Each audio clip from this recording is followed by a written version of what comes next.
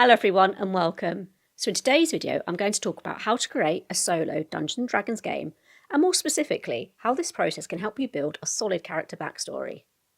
Planning a solo game is also great for beginners who want to practice, as they can familiarise themselves with the rules without too much pressure of having to think on their feet in a group environment.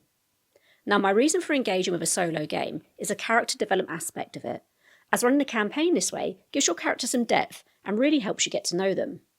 And to document your character's journey, memories and growth, I'd use a character journal. But how do you keep one?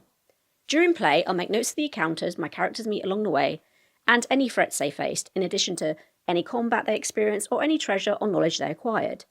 Then I'll write this up nicely in the journal, documenting everything in some coherent order. Also, I do have a habit of writing really quickly when I'm concentrating on other tasks, which is why I always try to summarise everything at the end of each session. When looking back on rush notes, I often can't read my handwriting, which isn't ideal when I'm trying to create a bit of lore. One of the main sources I'm going to be using to create my solo game is the Solo Adventurers Toolbox by Paul Bimler. This book is on the DM's Guild, which I'll link to below. Now, because the game I'm writing is based on the Tudor era, I do have a good idea about the setting, but if you want to start from a blank slate, this book has instructions on this, which I'll cover later. But before we begin, we need to choose a character. So I want to play a druid, and I'll use the character from my How to Create a Tudor Druid video. Now, I don't want to play the game I'm writing, I actually want my druid to explore their hometown more and build up a bit of a backstory before they head into London and become one of our merry band of mercenaries, or adventurers. So I've already got some idea of the world I want to explore, which is 1400s England, specifically in a rural town or village with a population of about 600 souls. I also want my druid to begin their story on a warm summer's day. If, however, you don't have a setting in mind, you can roll for one. This is covered in Chapter 3, so I'm bodging and oversimplifying this a bit, as this chapter includes how the character travels to their destination. For example, are they walking or are they on a horse? And also things like the cost of transportation. Next, you can roll for the weather. Of course, I've already decided on the season and temperature, but as you can see from the chart, there are plenty of options. When rolling for a settlement, the D10 determines the type of settlement.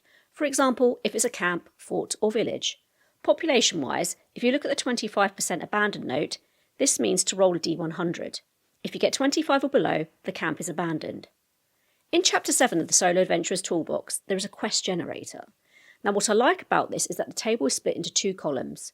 The first is the problem, or what I would call a plot point. Next is resultant quests, which from looking at it is basically motivation, or the character's drive to fix said problem. So if you look at the results 1 to 4, somebody has been unjustly killed. Was this a case of mistaken identity? Perhaps an assassin bungled a job and targeted the wrong person? Or was a good person killed for not paying their tithe in time to a tyrannical noble? Another point to consider is the scale. How high or low profile was the kill? I mean, we could scale this all the way up to a king, where the consequences would influence events on a political scale and potentially trigger a revolution. Or we could go the John Wick route and scale down to a puppy or a family pet. And like John Wick, you can make the central character's reaction as big or small as you want. The quest source table offers some ideas about how you heard about the unjust killing. Let's go with the smallest number 1 to 3. According to the table, we hear about this unjust killing on a notice board. Now, the storyteller in me is thinking, if someone wanted revenge for a killing, they're unlikely to hear about it first on a notice board, right? They likely have a connection to this person, so I think the MP source would work better. However, I like working with limitations, so I'm going with the notice board option. Okay, so perhaps our adventurer has been away for a few months, maybe even years. They've been conscripted to fight in the king's army as an archer, and have had a long and arduous journey back home.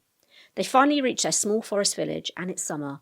Flowers are in full bloom around the village gate and walls, and as they enter on the right, they're greeted by a little hutch that holds the village notice board. It's all very idyllic and quaint. Let's say this board includes things like the population of the town, marriage bans, births and deaths. Bearing in mind our druid has been away from home for a long time, they're lapping up this board and are hungry to know what's been happening. Initially, they're scanning to see if their long-lost love is getting married. Luckily, their name isn't there. They still have a chance. For a brief moment, there's hope and excitement. So much so that they almost overlook the obituary. But something is pulling their attention towards it, and for good reason. The third name down is their father's. Now, I've gone rogue on here and generated my own bit of lore. But if you need more structure after rolling for the quest, some questions that can help are what, why, when, where, how and who. Let's start with what. So for what, we could have, what was the instrument of death?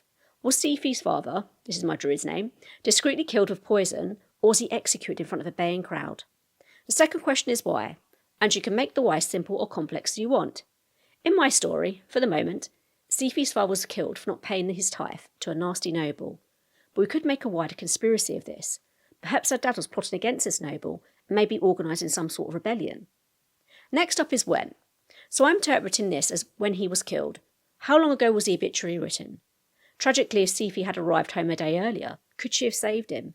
Is this something that now haunts her? Has she developed some sort of saviour complex in addition to seeking revenge? Now we have where. So where was her father killed? If he was killed by poison, did he die peacefully in bed?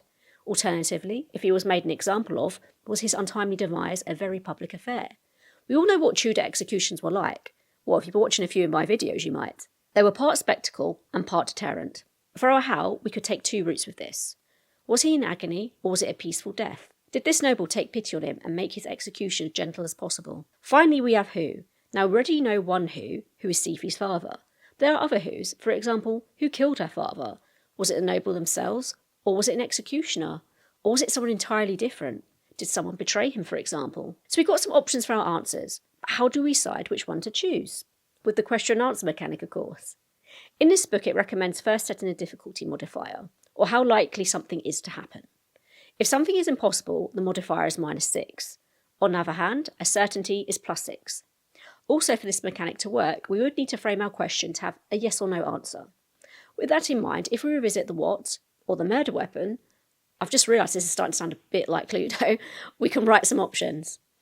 So we have public execution or poison. If we think about the era we are in, I'd say public execution is the most likely of the two. Second, I'd say poison. Now I've hacked this a bit by allowing two options simultaneously. Usually you'd ask one question, get the result, and building it from there. Right, so let's roll. Well, that's interesting. We rolled a natural 1 for public execution. That's a total of 7.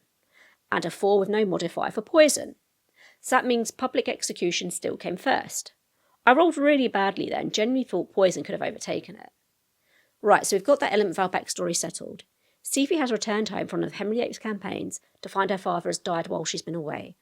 She's also found this out in the coldest of ways possible by reading a public obituary which details he was publicly executed for not paying a tithe to the noble.